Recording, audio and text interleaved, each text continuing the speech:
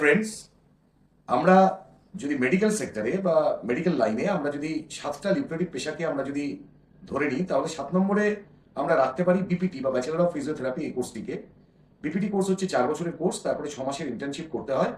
আজকের ডেটে ফিজিওথেরাপির ডিমান্ড একটা ভালো জায়গাতে গিয়ে পৌঁছেছে। 6 নম্বরে আমরা রাখবো bachelor of veterinary and animal husbandry কোর্সটাকে, যেটা বিভিএসসি কোর্স নামে পরিচিত। এটাও 4.5 বছরের কোর্স এবং তারপরে আপনার ইন্টার্নশিপ একটা করতে হবে।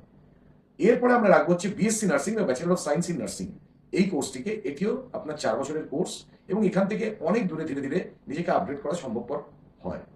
4 নম্বরে থাকবে হচ্ছে ব্যাচেলর অফ হোমিওপ্যাথি অর্থাৎ বিএইচএমএস, এটাও আপনার 4.5 বছরের কোর্স, তারপর ইন্টার্নশিপের প্রয়োজন পড়ে। 3 নম্বরে থাকবে bachelor of Ayurvedic medical science অর্থাৎ বিএএমএস, এটাও আপনার 4.5 বছরের কোর্স এবং তারপরে ইন্টার্নশিপের প্রয়োজন পড়ে। 2 নম্বরে আমরা রাখবো বিডিএস অর্থাৎ ব্যাচেলর অফ ডেন্টাল সার্জারি, এই কোর্সটিকে। এবং 1 নম্বরে থাকবে এমবিবিএস, অর্থাৎ আমরা ধরে নিতে পারি যদি 1 থেকে আমরা কাউন্ট করি, 1-এ থাকবে এমবিবিএস, 2-এ থাকবে বিডিএস, 3-এ থাকবে হচ্ছে বিএমএস, 4-এ থাকবে হচ্ছে বিএইচএমএস, 5-এ থাকবে হচ্ছে বিএসসি নার্সিং, 6-এ থাকবে হচ্ছে বিভিএসসি অর্থাৎ ভেটেরিনারি সায়েন্স এবং 7-এ থাকবে হচ্ছে বিপিটি। অর্থাৎ এই কোর্সগুলোর জন্য আপনারা এখন থেকে প্রিপেয়ার হন এবং যাতে আপনারা এই লিউক্রেটিভ পেশার জগতে প্রবেশ করতে পারেন তার জন্য নিজেদেরকে প্রস্তুত করে নিন।